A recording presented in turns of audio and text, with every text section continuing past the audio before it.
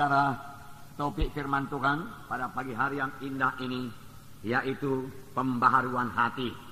Hati yang berubah menjadi baru. Tuhan menghendaki hati kita ini berubah. Dalam mengikut Tuhan, kita tidak boleh terus-menerus memakai hati yang lama. Hati kita harus berubah menjadi hati yang baru. Tetapi banyak anak-anak Tuhan kurang memperhatikan perubahan hatinya. Pada akhir-akhir tahun ini, saudaraku, marilah kita memperhatikan hati kita. Sudahkah hati kita ini berubah? Bertambah-tambah mengasihi, bertambah-tambah memperdulikan orang lain. Doa kita juga, saudaraku, bertambah-tambah kepada orang lain, kepada sesama saudara-saudara seiman, saudaraku.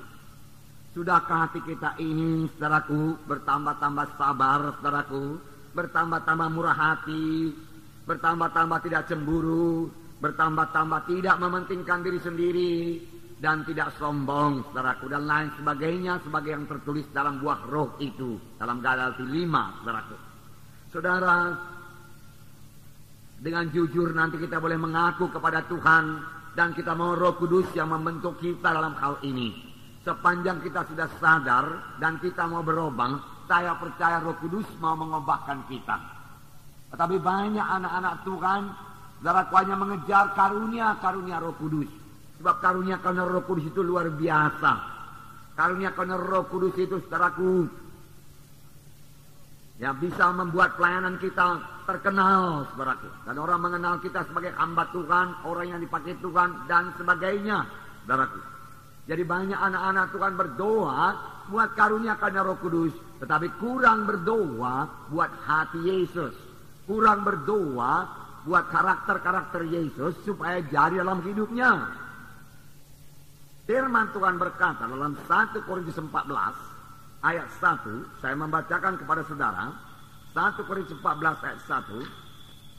Di sini dikatakan, saya membaca, kejarlah kasih itu dan usahakanlah dirimu memperoleh karunia-karunia roh, terutama karunia untuk bernubuat. Kejarlah kasih itu. Usahakanlah dirimu beroleh kasih itu lebih dahulu. Kemudian usahakan lagi dirimu beroleh karunia-karunia roh, terutama karunia untuk bernubuat. Jadi yang pertama, saudaraku, yaitu mengejar kasih. Kasih yaitu soal hati. Karunia-karunia roh itu soal kuasa. Kasih itu, saudaraku, soal hati. Hati yang mengasihi, hati yang tergerak oleh belas kasihan. Kejarlah itu, Tuhan berkata. Itulah dia hati Yesus. Hati yang murah hati Yesus, saudaraku. Hati yang mengampuni, itulah hati Yesus. Hati yang tidak cemburu, itu hati Yesus, saudaraku. Kejarlah itu, Tuhan berkata.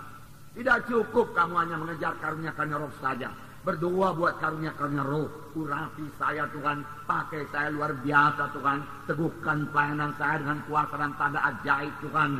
Oh, banyak sekali doa anak-anak Tuhan demikian. Tetapi rupanya firman Tuhan berkata, itu semua memang tidak salah. Tetapi firman Tuhan berkata, kejar lebih dahulu kasih itu. Sesudah itu, mintalah kuasa itu. Mintalah karunia-karunia rohani. Tidak ada salahnya, Tuhan berkata. Tetapi kamu juga harus memiliki buah-buah roh. Harus memiliki buah roh. Harus memiliki kasih. Kasih dalam hati kita. Saudaraku, sesudah kita jatuh kepada dosa, hati kita sebenarnya mengasihi diri sendiri. Tanya lagi mengasihi Tuhan dan mengasihi sama manusia sebagaimana yang dimaksudkan Tuhan. Tetapi kita sudah banyak mengasihi diri kita sendiri.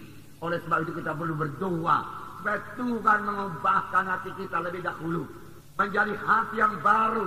Menjadi hati yang mengasihi. Hati yang suka menolong. Hati yang suka kebaikan orang lain.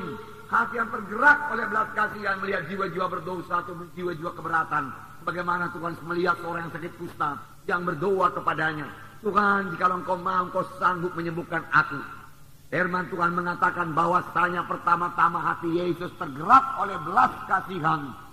Lalu dia mengulurkan tangannya dan menyembuhkan orang tersebut. Dalam perumpamaan orang Samaria, ada seorang yang turun dari Yerusalem ke Jericho.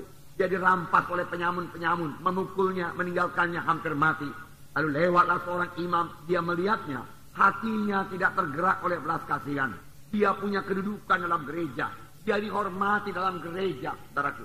Dia orang yang beragama, saudaraku. Tetapi hatinya tidak tergerak oleh belas kasihan. Tidak tergerak untuk menolong. Dia melihat, dia melewatinya saja, saudaraku. Kemudian datang lagi seorang Lewi.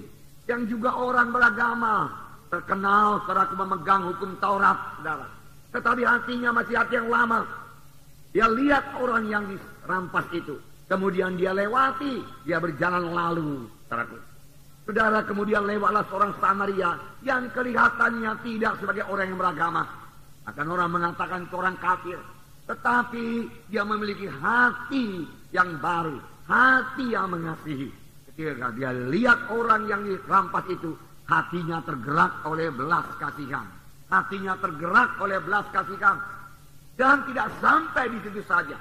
Hati yang tergerak oleh belas kasihan ini diteruskannya kepada tindakan. Tindakan kasih, perbuatan kasih. Dia datang kepada orang tersebut. Kemudian dia bersihkan luka-lukanya. Dia balut luka-lukanya. Kemudian dia angkat ke keledainya. Dia bawa ke rumah tumpangan. Kemudian dia berkata, uruslah orang ini baik-baik. Ini 2 dinar. Nanti kalau kurang, gua atau kembali kutambahi lagi. Pokoknya dia engkau urus baik-baik sampai dia bisa sembuh. Sampai dia pulang ke kampungnya. Bahkan dia tidak mengharap balasan apa-apa. Saudaraku, itulah dia hati Yesus, saudaraku. Itulah dia karakter Yesus, saudaraku. Itu yang perlu kita miliki, saudara. Memang kita perlu kuasa, perlu. Tanpa kuasa juga tidak bisa melayani, saudaraku. Tetapi lebih penting hati ini, hati yang berubah. Hati yang mengasihi. Dan Tuhan mau memberikan. Sepanjang kita sudah menyadari diri kita butuh hati yang baru. Butuh hati yang mengasihi. Sepanjang kita sudah menyadari kasih kita begitu miskin. Kita bisa berseru kepada Tuhan. Tolong aku Tuhan. Barui hatiku Tuhan. Penuhi hatiku dengan kasih Tuhan. Saudaraku, dari genapkanlah 1 Korintus 14 ini. Kejarlah kasih lebih dahulu. Kemudian usahakanlah dirimu beroleh karunia-karunia rohani. Bukan kebalikannya. Karunia-karunia rohani dulu Tuhan. Aku mau puasa Tuhan. Pakai aku Tuhan. Luar biasa Tuhan urapanmu atasku Tuhan. Oh haleluya Tuhan. Pelayananku penuh dengan tanda jaib, tanda mujizat. Yang membawa jiwa-jiwa kepada pertobatan. Kalaupun itu terjadi saudaraku. Sesudah jiwa-jiwa itu bertobat. Saudara tidak akan sanggup juga melayaninya. Kenapa saudaraku? Karena kasih Tuhan masih sangat miskin dalam hati kita saudaraku. Saudara. Jadi jangan terbalik, saudara. Kejar kasih lebih dahulu, baru karunia-karunia roh, baru kuasa, baru urapan, saudaraku. Nah, saudaraku yang kasih dalam nama Yesus, jangan abaikan hati ini. Mohon kuasa, kuasa, kuasa, tapi dalam hati masih penuh dengan kemarahan. Mohon kuasa urapan Tuhan, tapi dalam hati saudaraku penuh dengan kesombongan. Itu akan membuat orang tersebut jatuh. Itu tidak jauh bedanya dengan Lucifer. Dia sangat dikarunia itu kan. Karunia-karunia roh bekerja semuanya kepada dia. Dia memimpin pujian yang luar biasa di sorga. Dia punya talenta musik yang luar biasa. Dia punya urapan penyembahan yang luar biasa. Tetapi dia memiliki hati yang sombong. Hati yang membesarkan diri.